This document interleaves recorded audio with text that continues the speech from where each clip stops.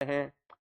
Correct sequence in development is, भाई development का correct sequence क्या है कि सबसे पहले जो है कोइटस होता है, कोपुलेशन होता है, मेल फीमेल में मैटिंग होता है, मेल जो होता है उससे सीमन बाहर आता है और फीमेल की विजाइना में जाता है, तो इंसेमिनेशन, इंसेमिनेशन होता है। उसके बाद जो है स्पर्म ओवा का फ्यूजन होता है, fusion of male female gamete, fertilisation.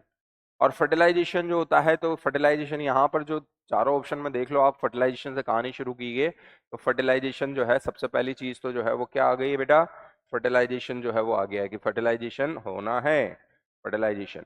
फिर उसके बाद हम ये कहेंगे कि फर्टिलाइजेशन होना है, fusion of male and female gamete. उसके बाद क्या बनना है, उसके बाद जो है एन और एन सेल मिलकर 2n सेल बनती है, 2n सेल बनती है तो उसे आप क्या बोलते हैं, जाइगोट बोलते हैं। तो ठीक है, जाइगोट जो है वो बन जाएगा। जाइगोट डिप्लॉइड सेल होती है, एन और एन मिलकर 2n सेल बन गया ना डिप्लॉइड। और डिप्लॉइड सेल अगर सिंगल सेल है वो डिप्लॉइड, और उसमें मल्टीपल सेल बननी है तो उसमें डिवीजन होंगे। तो जाइगोट में होने वाले इनिशियल डिवीजन को हम बोलते हैं क्लीवेज।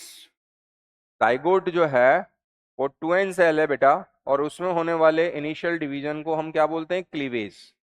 क्लीवेज में क्या होता है कि नंबर ऑफ सेल्स जो है वो छोटी होती चली जाती हैं, ब्लास्टोमियर्स जो है बढ़ती चली जाती है, और उनका साइज जो है वो छोटा होता चला जाता है, उनका कैरियोप्लाज्मिक इंडेक्स बढ़ता है, वो सब क्लीवेज में पढ़ते हो आप। लेकिन क्लीवेज होगा, डिवीजन होगा, क्लीवेज होगा, है ना बेटा।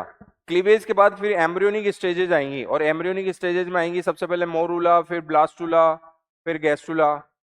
इस तरह की जो है वो अलग अलग स्टेजेस आएंगी। तो मेरे ख्याल से इसके अंदर जो है बेटा जी